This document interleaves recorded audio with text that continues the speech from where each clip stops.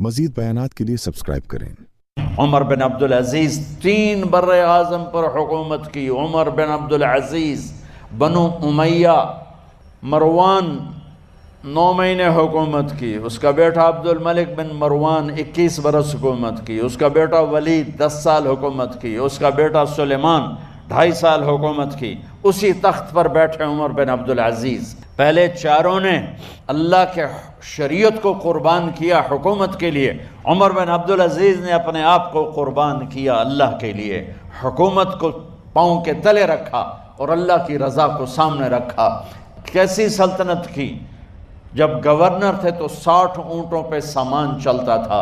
जब अमीरुल मोमिनीन बने तो बच्चे कहने लगे माँ से, बच्चे बच्चियाँ 12 थे, माँ से कहने लगे कि ईद का मौका आ रहा है, अब्बा से कहो हमें नए कपड़े तो लेकर दें। इनकी माँ का नाम है फातिमा, बच्चों की माँ का नाम फातिमा बिनते अब्दुल मलिक। ये दुनियावी स्टेटस में सबसे बड़ी खातून गुजरी है। आज तक उसके लेवल की कोई औरत नहीं आई। दादा बादशाह, बाप बादशाह, 4 भाई बादशाह, 6 खामिन बादशाह, 7 निस्बतों से ये औरत शहजादी रही है। हज़रत उमर घर आए, बेगम ने कहा बच्चे कपड़े मांग रहे हैं। हज़रत उमर कहने लगे मेरे पास तो पैसे नहीं हैं, तनख्वाह में तो मुश्किल से रोटी पूरी होती है, कहाँ से लेकर दूँ। तो थोड़ी देर खामोश रही बेगम, फिर कहने लगी आप ऐसा करें अगले महीने की सैलरी एडवांस ले लें, उससे मैं कपड़े ले लेती हूँ और रोटी का ख़र्चा मैं मजदूरी करके, घर बैठे मजदूरी करके चला लूँगी, आप 1 महीने की तनख्वाह एडवांस ले लें। हज़रत उमर बिन अब्दुल अजीज़ वाहिद खलीफा हैं जिनके दौर में 3 बर्रे आज़म में ज़कात लेने वाला बाकी नहीं बचा था। यहाँ लाहौर भी उनकी हुकूमत के नीचे था, जनूबी स्पेन फ्रांस उनके हुकूमत के नीचे था, काशगर तक उनके हुकूमत के नीचे था, इस्तंबुल के दरवाज़ों तक उनकी हुकूमत थी। 3 बर्रे आज़म में एक आदमी ज़कात लेने वाला न बचा। और अपना हाल ये है कि बेगम से कह रहे हैं पैसे कोई नहीं, कपड़े कहाँ से लेकर दूँ। और बेगम तरीका बता रही है कि आप अगले महीने की तनख्वाह एडवांस ले लें, उससे मैं कपड़े ले लूँगी और घर चूल्हे का ख़र्चा, रोटी का ख़र्चा मैं घर बैठ के मजदूरी करके कमा लूँगी। तो हज़रत उमर कहने लगे हाँ ये ठीक है। बाहर आए वज़ीर ख़ज़ाना मुज़ाहिम, उन्हें बुलाया कि भाई हमें अगले महीने की तनख्वाह एडवांस चाहिए। ये तनख्वाह वाले लोग बैठे हुए हैं, तनख्वाहें लेते हैं। उसने कागज़ कलम आगे रख दिया, कहा हज़रत यहाँ लिख के दे दें आप 1 महीना ज़िंदा रहेंगे मैं तनख्वाह दे देता हूँ। अब मुझे लिख के दे दें आप 1 माह ज़िंदा रहेंगे मैं आपको तनख्वाह दे देता हूँ। चुप करके उठे, एक लफ्ज़ नहीं बोले, घर गए। हज़रत अपनी बेगम फ़ातिमा से कहा बेगम बच्चों से कह दो कि बाप के पास कपड़े लेकर देने की सकत नहीं है और ख़ज़ाने ऐसे भरे पड़े थे कि ज़कात लेने वाला कोई नहीं था। ईद की नमाज हुई, नमाज के बाद जब सारी फैमिली मिलने आई और बच्चे भी मिलने आए तो उनको देखकर उनकी आंखों में आंसू आ गए। कहने लगे बच्चों आज तुम्हें दुख तो होगा अपने बाप पर कि एक जोड़ा कपड़ा भी लेकर ना दिया ईद का। तो उनके एक बेटे ने कहा अब्बा जान आज हम बड़े खुश हैं, हमारा सर ऊंचा है कि हमारे बाप ने मुसलमानों के माल पर डाका नहीं डाला, हमें कुर्बानी का बकरा बनाया, लेकिन मुसलमानों के माल में खयानत नहीं की।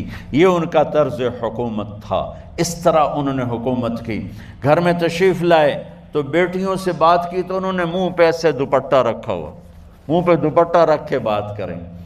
तो फरमाने लगे कपड़ा तो हटाओ, दुपट्टा क्यों रखा हुआ है। तो घर की खादमा ज़ोर ज़ोर से रोने लगी, कहने लगी अमीरुल मोमिनीन आज आपकी बेटियों ने कच्चा प्याज तोड़ के रोटी खाई है तो वो उसकी बू है मुंह में, आपको बू से नफ़रत है इसलिए मुंह पे कपड़ा रख लिया है। तो हज़रत उमर इतना रोए कि उनकी दाढ़ी तर हो गई। कहने लगे आखिर में जब थोड़ा आसरे में आए, कहा मेरी बेटियों तुम्हारा बाप तुम्हें बड़े अच्छे खाने खिला सकता है लेकिन मैं जहन्नुम को बर्दाश्त नहीं कर सकता, मैं जहन्नुम की आग बर्दाश्त नहीं कर सकता।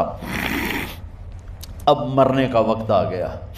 जब वो गवर्नर थे तो 60 ऊँटों पे उनका सामान चलता था और जब वो अमीरुल मोमिनीन बने تو عیادت کے لیے لوگ آ رہے تھے، تو سالے عیادت کے لیے آئے، فاطمہ کے بھائی، کپڑے دیکھے امیر المومنین کے، تو بہن کو ایک طرف کر کے فرمایا، بڑے نیک سرداروں میں سے تھے یہ مسلمہ بن عبد الملک، کہنے لگے امیر المومنین کے کپڑے تبدیل کروا دو، لوگ پوچھنے آ رہے ہیں تو میلے کپڑے اچھا نہیں لگتا، کہا جی بھائی کرواتی ہوں۔ اگلے دن جب وہ حال پوچھنے آئے تو پھر وہی کپڑے تھے، تو انہوں نے ان کو الگ جا کر کہا، بہن میں نے تمہیں کہا تھا کپڑے بدلوا دیتی، کیوں نہیں بدلوائے؟ تو وہ رونے لگیں،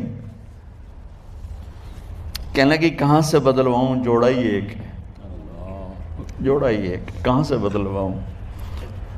اور حکومت کتنی تھی؟ 3 بر اعظم کی، 3 بر اعظم کی حکومت۔ ہمارا تو پٹواری امان کا نہیں ہے، اور وہ 3 بر اعظم کی سلطنت لے کر ایک جوڑے میں اللہ سے ملنے جا رہا ہے۔ ان کو زہر دیا گیا، جب ان کی موت کا وقت قریب آیا تو انہوں نے رجا بن حیوہ کو بلایا، سننے والی بات ہے بچوں، ان سے فرمانے لگے سنو، میں نے 3 بادشاہوں کو قبر میں اتارا۔ اب بچیاں تو قبرستان جاتی نہیں، ہم تو اپنے ہاتھوں سے قبر میں اتارتے ہیں، اور اوپر مٹی ڈالتے ہیں، اور اوپر اینٹیں ڈالتے ہیں، اور پھر منو مٹی میں دبا کے واپس آتے ہیں۔ یہ منظر آپ بچیوں کے تو دیکھنے کا بھی نہیں ہے۔ وہ کہنے لگے میں نے 3 بادشاہوں کو مٹی میں ڈالا، لیکن ان کے کفن کی گرہ کو جب کھول کے دیکھا تو ان کے چہرے قبلے سے ہٹ چکے تھے، اور رنگ ان کے کالے پڑ چکے تھے۔ ولید بن عبد الملک، سلیمان بن عبد الملک، عبد الملک بن مروان، عبد الملک باپ، ولید بیٹا، سلیمان بیٹا، یہ تینوں کا ان کے چہرے کالے ہو گئے تھے، اور ان کا قبلے سے منہ پھر گیا تھا۔ اب میں مرنے لگا ہوں، مجھے پہلے ضرور چیک کرنا کہ میرا اللہ میرے ساتھ کیا کرتا ہے۔ پہلے تینوں کی ظلم کی حکومت تھی، ان کے چہرے قبلے سے کیوں ہٹ گئے؟ آپ کو عجب بات بتاؤں، ولید بن عبد الملک روزانہ تہجد میں کھڑے ہو کے 10 سپارے پڑھتا تھا، 10 سپاروں کی تلاوت تہجد میں کرتا تھا کھڑے ہو کے، اور قبلے سے چہرہ ہٹ گیا۔ سلیمان بن عبد الملک تہجد گزار، چہرہ قبلے سے ہٹ گیا، ظلم کیا، ظلم کیا، ظلم کیا، خون کو پانی بنا دیا، حکومت پر شریعت کو قربان کیا، رشتے ناتوں کو قربان کیا۔ اللہ نے قبلے سے چہرے، نمازیں منہ پہ مار دی، روزے منہ پہ مار دیے، حج زکاتیں منہ پہ مار دی، تہجد ان کے منہ پہ مار دی، اور ان کے چہروں کو قبلے سے ہٹا دیا اور رنگ کالے کر دیے۔ عمر بن عبدالعزیز نے اسی سلطنت کو عدل سے بھر دیا، اسی سلطنت کو عدل سے بھر دیا۔ جب ان کا انتقال ہوا، سلیمان بن عبد الملک کی ڈیڈ باڈی جب قبر کے قریب لائے اتارنے کے لیے، تو ایسے ایسے ہلنے لگا، اس کا پورا جسم ہلنے لگا۔ تو اس کے بیٹوں نے کہا کہ ہمارے ابا زندہ ہیں، تو حضرت عمر نے فرمایا بیٹو زندہ نہیں ہیں، عذاب قبر جلدی شروع ہو گیا ہے، عجل اللہ بالعقوبہ، قبر کی پکڑ پہلے شروع ہو گئی ہے، چھپاؤ اپنے باپ کو جلدی۔ جب عمر بن عبدالعزیز کی ڈیڈ باڈی قبر کے قریب کی گئی اور ان کا بھائی اتارو، بھائی وہ باتیں شروع ہو جاتی ہیں، رومال ڈالو، چادر پکڑو، ادھر سے پکڑو، تو ایک دم ایسے ایک پرچہ ہوا میں اڑتا ہوا سب نے دیکھا، وہ آتے آتے آتے آتے آتے آتے یوں آ کے حضرت عمر کے سینے پر گر گیا۔ سب دیکھ رہے ہیں۔ جب پرچے کو اٹھا کے دیکھا گیا تو اس پہ ایک سطر پہ لکھا تھا بسم اللہ الرحمن الرحیم، اور دوسری سطر پہ لکھا تھا براءۃ من اللہ لعمر بن عبد العزیز من النار، یہ عمر کے لیے جہنم کی آگ سے نجات کا پروانہ ہے۔ 3 بر اعظم کی سلطنت لے کر وہ جنت کا پروانہ لے کر دنیا سے گئے۔ جب ان کو قبر میں اتارا گیا تو انہوں نے رجا بن حیوہ سے فرمایا تھا 3 بادشاہوں کے چہرے دیکھے قبلے سے پھر گئے، رنگ کالے پڑ گئے، مجھے تم نے دیکھنا ہے کہ کیا ہوتا ہے۔ تو رجا فرماتے ہیں جب میں قبر میں اترا اور ان کے کفن کی گرہ کو کھول کے دیکھا تو چہرہ قبلے کی طرف فکس تھا، اور مجھے یوں لگا جیسے 14ویں رات کا چاند قبر میں اتر آیا ہو۔ میرے عزیزو، طلبہ و طالبات، اللہ کو اپنی منزل بناؤ، اللہ کو اپنی منزل بناؤ، اللہ کو اپنی منزل بناؤ۔ ایک عورت عراق سے آئی، اس کی 5 یتیم بچیاں تھیں تو اسے ضرورت تھی وظیفے کی۔ اس نے آ کے پوچھا حضرت عمر بن عبدالعزیز کا گھر کہاں؟ تو لوگوں نے فرمایا وہ سامنے جو ٹاٹ اور بوریے کا پردہ لٹک رہا ہے وہ عمر بن عبدالعزیز کا گھر ہے۔ دروازے پہ دستک دی تو ایک عورت اندر برتن دھو رہی تھی۔ پوچھا السلام علیکم، امیر المومنین سے ملنا ہے۔ وہ کہنے لگی اس درخت کی چھاؤں میں بیٹھ جاؤ، ابھی تشریف لاتے ہیں۔ تھوڑی دیر گزری تو حضرت عمر بن عبدالعزیز آئے تو کنویں سے پانی نکال کے نا، سین میں کنواں تھا تو جو جگہ میں مٹی اڑ رہی تھی نا، گرد اڑ رہی تھی، ہوتا ہے نا عصر کے بعد لوگ پانی پھینکتے ہیں، وہاں پانی پھینکنے لگے، چھڑکاؤ کرنے لگے۔ تو تھوڑی تھوڑی باتیں وہ خاتون آپ سے کرنے لگی تو وہ جو عورت آئی تھی نا وہ کہنے لگی تم غلام سے باتیں کر رہی ہو، تمہیں پردہ کرنا چاہیے۔ کہنے لگی یہ غلام نہیں، یہ میرے شوہر ہیں اور یہ امیر المومنین عمر بن عبدالعزیز۔ کہنے لگی یہ عمر بن عبدالعزیز ہے؟ کہا ہاں یہ عمر بن عبدالعزیز ہے۔ تو وہ خاتون حاضر ہوئی، کھجوریں اس کو دی گئی کھانے کے لیے۔ اس نے کہا حضور میری 5 یتیم بیٹیاں ہیں، مجھے وظیفہ چاہیے۔ جناب عمر بن عبدالعزیز نے ایک بیٹی کا نام پوچھا، ولدیت پوچھی، وظیفہ لکھا۔ عورت کہنے لگی اللہ تیرا شکر ہے میری بچی کا وظیفہ لگ گیا۔ دوسری کا نام پوچھا، ولدیت پوچھی، عمر پوچھی، وظیفہ لگایا، اللہ تیرا شکر ہے میری یتیم بچی کا وظیفہ۔ 4 بچیوں کے وظیفے عمر لکھتے رہے، خاتون اللہ کی حمد کرتی رہی۔ 5ویں کا لکھنے لگے تو کہنے لگی میں نے زمانہ بڑا دیکھا ہے پر عمر بن عبدالعزیز تیری طرح کا بندہ نہیں دیکھا۔ آپ فرمانے لگے اب میں 5ویں کا وظیفہ نہیں لکھتا، 4 کا وظیفہ جا کے گورنر سے منظور کرا لے اور 4 کو کہنا تھوڑا تھوڑا 5ویں کو بھی دے دے۔ حضور کیوں نہیں لکھتے؟ فرمایا جب تک تو حمد کے لائق رب کی حمد کر رہی تھی میں وظیفے لکھ رہا تھا، اب تو نے میری تعریفیں شروع کر دی۔ اپنی تعریف پر کیسے وظیفہ لکھوں؟ وہ تو حمد کے لائق ہے، اس کی حمد ہونی چاہیے، لیکن میں اپنی تعریف پر، اپنی خوشامد پر میں نہیں لکھتا۔ جا اللہ تعالیٰ تیری لیے بہتری کرے۔ وہ خاتون کہتی ہے میں وہاں سے آئی، مجھے مہینوں لگ گئے، سفر لمبا تھا، عراق پہنچی تو عراق کے گورنر کو جب میں نے وہ روکا دیا تو ان کی چیخیں نکل گئی، تڑپ کے روئے۔ میں نے کہا کیا ہوا؟ کہنے لگی بی بی جس نیک آدمی نے تجھے یہ لکھ کے دیا تھا نا، چند دن ہوئے ان کا انتقال ہو گیا۔ عمر بن عبدالعزیز پردہ فرما گئے۔ وہ خاتون پھر روئی، کہنے لگی یتیم بیٹیوں کا اب کیا بنے گا، اس رکے کا کیا بنے گا؟ تو آپ فرمانے لگے بی بی جب امیر عمر بن عبدالعزیز جیسا ہو تو گورنروں کو بھی اللہ کچھ توفیق دے ہی دیتا ہے۔ اگر انہوں نے تیرا وظیفہ زندگی میں لکھا تھا تو فکر نہ کر، جب تک میں زندہ رہوں گا وظیفہ پہنچتا رہے گا۔ آپ کے گورنر نے لکھا کہ حضرت صاحب گورنر ہاؤس کی عمارت کمزور ہو گئی ہے، نہیں بنا لوں۔ تو آپ فرمانے لگے تو عدل کا قلعہ کیوں نہیں بناتا، انصاف کی دیواریں کیوں نہیں کھڑی کرتا؟ فرمایا چھوڑ اینٹیں لگانا، عدل و انصاف کا قلعہ بنا۔ سب سے بڑی بات یہ تھی کہ بڑے پابند تھے صوم و صلات کے، دن کو تلاوت کرتے، رات کو عبادت کرتے، پنجگانہ نماز میں کھڑے ہوتے، اللہ کے خوف کی بات آتی تو چڑیا کی طرح پھڑ پڑاتے، ڈرتے۔ آپ کی اہلیہ کہنے لگی عمر بن عبدالعزیز یہ کیفیت کیسے ہوئی؟ فرمانے لگے ایک ذہن میں بات بیٹھ گئی تھی کہ رب نے حساب پوچھنا ہے اور میں نے حساب دینا ہے، تو جس کو پتا ہونا میں نے حساب دینا ہے اور مجھ سے کسی نے حساب پوچھنا ہے، پھر سمجھیں حساب دینا ہے اور کسی نے حساب پوچھنا ہے، حساب دینا ہے اور حساب، تو فرماتے ہیں جب یہ ذہن بن گیا نا کہ میں نے حساب دینا ہے اور رب نے حساب پوچھنا ہے تو بس پھر میں نے حساب کر کے رکھنا شروع کر دیا۔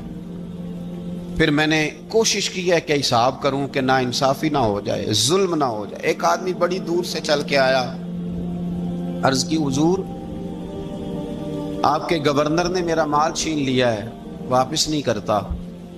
تو حضرت عمر بن عبدالعزیز رحمۃ اللہ نے رکا لکھا، فرمایا میں نے تو تجھے نیک آدمی سمجھ کے گورنر بنایا تھا اور تو لوگوں کے مال نہیں واپس کرتا، فوراً واپس کر۔ اس کے نام جب خط لکھا تو آدمی خوش ہو گیا۔ تو آپ فرمانے لگے اب یہ بتا تیرا آنے جانے کا خرچہ کتنا ہوا؟ عرض کی حضور کیا مطلب؟ آپ فرمانے لگے ایک تجھ پہ ظلم ہو اور دوسرا تیرے اوپر اور خرچے ڈالے جائیں. دیکھیں نا, ایک آدمی کی زمین پہ قبضہ ہو, پھر وہ وکیل کرے, پھر وہ گواہ اکٹھے کرتا پھرے, پھر وہ مسائل میں الجھ جائے. جناب عمر بن عبدالعزیز نے ہمیں ایک سوچ عطا فرمائی. فرمایا ایک تیرے اوپر ظلم ہوا, ایک تجھے اتنی تکلیف ہوئی یہاں آنے کی, اور ایک تیرا خرچ ہوا. بتا کتنے پیسے. عرض کی حضور میرا تو لاکھوں کا مال آپ نے واپس کرا دیا ہے, اب چھوڑے خرچے کو. فرمایا نہ بھائی, یہ میرے رسول کائنات کا دین ہے, اس میں ہم ہر شے کا حساب کر کے رکھیں گے. تیرا خرچ ہوا ہے, تیرا خرچہ ہوا ہے, تجھے آنا پڑا, تجھے جانا پڑا. اور دنیا کے منصفوں, فیصلے کرنے والوں, تھوڑا خیال تو کرو کتنے لوگ ہیں جو رول گئے بیچارے رستوں میں کچہریوں کے, جو عدالتوں کے چکر لگا لگا کے تھک گئے, جن کی اولادیں تڑپ اٹھی, مکان بک گئے. انہوں نے اپنے حقوق کیا لینے تھے, ان کی تو باقی چیزیں بھی چلی گئیں. فرمایا خرچہ بتا کتنا ہوا. عرض کی حضور 60 دینار تقریباً. فرمایا اسے مال خزانہ سے 60 دینار بھی دو. پھر فرمایا میری جیب سے اسے 50 اور دو, تاکہ یہ آنے جانے میں مزید روٹی کھا سکے, گوشت کے ساتھ روٹی کھائے. اور پھر فرمایا معاف کر دینا, حکومت عمر بن عبدالعزیز کی تھی, پر تجھے بڑی تکلیف اٹھانی پڑی, اذیت اٹھانی پڑی. یارو اس رنگ میں اس شخص نے حکومت کی, اس انداز میں, اور سب سے بڑھ کر بنو امیہ میں سے تھے. لیکن میرے رسول پاک کی اولاد سے جو پیار, حضور کی نسل سے. کسی نے آپ کے سامنے کہہ دیا, امام جلال الدین سیوطی نے اس کو لکھا ہے, کسی نے عمر بن عبدالعزیز رضی اللہ تعالیٰ عنہ کے سامنے کہہ دیا یزید امیر المومنین تھا, مومنوں کا امیر تھا. فرمایا پکڑو اس بدذات کو 20 کوڑے مارو, پکڑو اس نالائق کو, اسے 20 کوڑے مارو. یہ نبی پاک کے خاندان کے قاتل کو امیر المومنین کہتا ہے. یہ فتویٰ جناب عمر کا. مولا علی شیر خدا کی اولاد میں سے ایک شہزادے آپ کے پاس آئے کسی کام کے لیے, تو عمر بن عبدالعزیز اٹھ کے کھڑے ہو گئے, ہاتھ باندھ دیے, کہنے لگے حضور ساری دنیا میرے پاس آئے, آپ نا ایک رکا لکھ دیا کریں یا پیغام دے دیا کریں, اس لیے کہ اس دھرتی پہ جو کچھ بھی ہے وہ مدینے والے رسول کا ہی صدقہ ہے. حضور کی اولاد سے پیار, نبی پاک صلی اللہ علیہ وسلم کے خاندان کے ساتھ محبت. حضرت عمر بن عبدالعزیز نے فلاح عامہ کے کام کرائے, بڑے بڑے سرائے بنائے, لوگوں کے ٹھہرانے کا بندوبست کیا, وظائف دیے غریبوں کو, مساجد بنائی, مدارس بنائے. آپ کو مجدد کہا جاتا ہے. نئے سرے سے تجدید کی, علماء سے پیار کیا, صدقات و خیرات کا ایک ایسا ماحول دنیا کے اندر بنایا کہ لوگ کہتے ہیں کہ ہم زکوٰۃ دینے کے لیے بندہ تلاش کرتے تھے, پر جناب عمر بن عبدالعزیز کے زمانے میں کوئی زکوٰۃ لینے والا میسر نہیں آتا تھا. ایک شخص ملا تو لوگوں نے اس کو اتنی زکوٰۃ دی, اتنی زکوٰۃ دی, اتنی زکوٰۃ دی, لوگ خوشحال ہو گئے. اتنی زکوٰۃ دی کہ اگلے سال وہ خود زکوٰۃ دے رہا تھا. حضرت عمر بن عبدالعزیز نے ایسا ماحول بنا کے لوگوں کو دیا, اس طرح کی نوعیت آپ نے لوگوں کو دی کہ خوشحالی نظر آنے لگی. ذمیوں کے, غیر مسلموں کے حقوق کا بھی تحفظ فرمایا. 39 سال عمر پائی, صرف نمازیں بھی پڑھ گئے, صدقے بھی دے گئے, عبادتیں بھی کر گئے, 2.5 سال حکومت بھی کر گئے, اللہ رسول کو راضی بھی کر گئے. عمر پائی 39, پورے 40 نہیں, 39 سال عمر پائی. اتنا کچھ کر گئے. ہم تو بھی انتظار میں رہتے, ہم تو بھی انتظار میں. اٹھ فریدا ستیا تے داڑھی آ گیا پور. اٹھ فریدا, یہ ستیا کا مطلب بابا جی نے غفلت بیان کیا ہے, کہ مطلب یہ نہیں کہ سچی مچی سویا ہوا تھا, کہتے تو غافل ہے. اٹھ فریدا ستیا داڑھی آ گیا پور, اگا نیڑے آ گیا, پیچھا رہ گیا دور. 40 سال کی عمر میں آپ کو زہر دے دیا گیا. کچھ لوگوں کو برداشت نہیں نہ ہوا. ایک شخص آیا رکا لے کے, اس نے کہا حضور پچھلا خلیفہ میرے نام 20,000 دینار لکھ گیا ہے, پر وہ فوت ہو گیا ہے, تو آپ یہ رکا ہے, مجھے 20,000 دینار دے دیں. آپ فرمانے لگے سنبھال کے رکھ, شاید میرے بعد والا دے دے. رکا سنبھال کے رکھ, پر مجھ سے نہ امید رکھنا 20,000 دینار تو میں 20,000 گھر میں دوں گا اور 20,000 چولہے جلاؤں گا. میں ایک آدمی کو اتنا امیر کر دوں اور باقی لوگ دیکھتے رہے. آپ کو زہر دے دیا گیا, بیمار رہے, بچوں کو بلایا, فرمایا بیٹا میں جہنم سے ڈر گیا تھا، تمہارے لیے مال نہیں جمع کر سکا، بزدل نکلا، شدید علیل ہو گئے۔ وہ جو آیت میں نے پڑھی ہے نا، آپ کی اہلیہ کہتی ہیں کہ آخری وقت آپ کی زبان پر وہ آیت جاری ہوئی، تلک الدار الآخرۃ نجعلھا للذین لا یریدون علوا فی الارض ولا فسادا والعاقبۃ للمتقین۔ فرمایا یہ آخرت کا گھر ہے، ان لوگوں کو ملے گا جو نہ زمین میں تکبر کرتے ہیں نہ فساد چاہتے ہیں۔ یہ آیت پڑھی اور روح پرواز کر گئی۔ مرنے سے پہلے، وصال سے پہلے 10 دینار یا 20 دینار دے کے اپنے بیٹے کو بھیجا، فرمایا گاؤں میں جاؤ اور میرے لیے زمین خریدو قبر کے لیے، اور اگر گاؤں والے خوشی سے دے دیں تو خریدنا، اور اگر انہیں دقت ہو تو انہیں تنگ نہ کرنا۔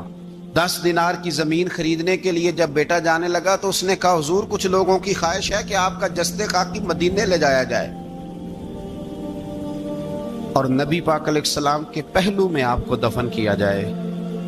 آپ فرمانے لگے پتر میں اس قابل نہیں ہوں کہ حضور کے ساتھ دفن کیا جائے، نہ میں اس قابل نہیں ہوں۔ اس طرح کرنا، میرے پاس حضور کے کچھ ناخن اور بال ہیں، جب میرا انتقال ہو جائے تو میری قبر میں رکھ دینا۔ اور پھر حضرت عمر بن عبدالعزیز نے فرمایا مجھے نہ سستا کفن دینا 2 دینار کا، اس سے زیادہ کفن نہ دینا، 2 دینار کا کفن۔ حضور آپ کا مال ہے کچھ پڑا ہوا تو اس میں سے اچھا کپڑا خریدا جا سکتا ہے۔ فرمایا نہ بھائی 2 دینار کا کفن خریدنا۔ حضور کیوں؟ فرمایا اس لیے کہ اگر میں نیک ہوا تو اللہ مجھے جنت کا لباس عطا فرما دے گا، اگر میں بد ہوا تو یہ بھی تو پھاٹی جائے گا، چیر دیا جائے گا، قبر توڑ دے گی پسلیاں، لہٰذا مجھے مہنگا کفن نہ دینا، 2 دینار کا۔ آپ کے وصال سے کچھ عرصہ پہلے نا آپ نے ایک قاصد بھیجا، روم کے بادشاہ کے پاس وہ گیا تو وہاں اس نے ایک عجیب منظر دیکھا کہ وہاں ایک حافظ قرآن نابینا آدمی قید ہے، اس کی آنکھیں موجود نہیں ہیں اور وہ چکی چلاتا ہے، آٹا پیستا ہے۔ اس قاصد نے اسے پوچھا تو یہاں کب سے ہے اور یہ تیرے ساتھ معاملہ کیسے ہوا؟ تو وہ کہنے لگا مجھے انہوں نے گرفتار کر لیا، پھر مجھے کہنے لگے عیسائی ہو جا، میں نے انکار کیا تو انہوں نے میری آنکھیں نکال دی۔ اب میں صبح شام یہ تھوڑا سا کام کرتا ہوں، چکی پیستا ہوں تو روٹی دے دیتے ہیں۔ وہ قاصد حضرت عمر بن عبدالعزیز کے پاس آیا اور آ کے کہا حضور ایک اس طرح کا مسلمان روم کے بادشاہ کے پاس قید ہے، ایک مسلمان کی تکلیف۔ حضرت عمر بن عبدالعزیز نے جب سنا تو رو پڑے، اور میں وہ قید ہے اور وہاں قید ہے اور ہم یہاں آرام سے بیٹھے ہیں۔ فوراً رکا لکھا، قاصد سے کہنے لگے واپس جا، روم کے بادشاہ کو جا کے کہہ کہ اس نابینا قیدی کو فوراً آزاد کرے، ورنہ میں ایک ایسا لشکر بھیجوں گا کہ اتنا بڑا لشکر بھیجوں گا کہ اس کا پہلا آدمی تیرے پاس ہوگا اور آخری میرے پاس ہوگا، اور تجھے پھر وہ بندہ چھوڑنا پڑے گا، تو ابھی چھوڑ دے، میں تجھے پیغام دے رہا ہوں۔ وہ قاصد کہتا ہے جب میں رکا لے کے پہنچا، ظاہر ہے بڑا لمبا سفر ہوتا تھا، آنے جانے میں مہینوں بھی لگ جاتے تھے۔ کہتے میں نے رکا دیا تو اس نے پڑھا، کہنے لگا میری طرف دیکھ کے رکا میں نے پڑھ لیا ہے، علماء کو جانتے ہیں، تاجر تاجروں کو جانتے ہیں، تو بادشاہ بھی بادشاہوں کو جانتے ہیں، اور میں تم مسلمان ہو میں نہیں ہوں، پر اتنی تم اس درویش کی قدر کرتے ہو میں تم سب سے بڑھ کر قدر کرتا ہوں۔ میں اس بندے کو لشکر لے کے آنے کی تکلیف نہیں دوں گا، میں ویسے ہی قیدی آزاد کرنے لگا، تم لے جاؤ۔ کہتے ہیں مجھے چند دن وہاں رہنا پڑا، کچھ لوازمات تھے جن کے لیے رکنا پڑا۔ ایک دن میں شاہ روم کے دربار میں گیا تو وہ تخت سے نیچے اتر کے رو رہا تھا اور اس کی ہچکی بندھی تھی اور اس کے سینے سے آواز نکل رہی تھی۔ میں نے پوچھا لوگوں سے کیا ہوا، کہنے لگے خود ہی پوچھ لو۔ میں نے جا کے کہا بادشاہ کیا ہوا، کیوں رو رہے ہو؟ تو کہنے لگا آج دھرتی کا حسن اٹھ گیا ہے، آج سنگار ختم ہو گیا، آج دھرتی کا حسن اٹھ گیا۔ میں نے کہا کیا ہوا؟ کہنے لگے عمر بن عبدالعزیز انتقال کر گئے، تمہارا امیر چلا گیا۔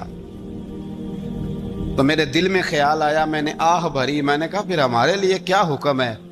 تو فرمانے لگے وہ چلتا پھرتا راہب تھا، لوگوں کے پاس کچھ نہیں ہوتا تو وہ فقیر ہوتے ہیں، پر اس کے قدموں میں تو خزانے تھے، پر وہ پھر بھی فقیر تھا۔ فرمایا اس کا حکم اگر میں زندگی میں مانتا تھا تو مرنے کے بعد بھی بات مانی جائے گی، تمہارا قیدی بھی تمہیں واپس کیا جائے گا اور عمر بن عبدالعزیز کی بات بھی سنی جائے گی۔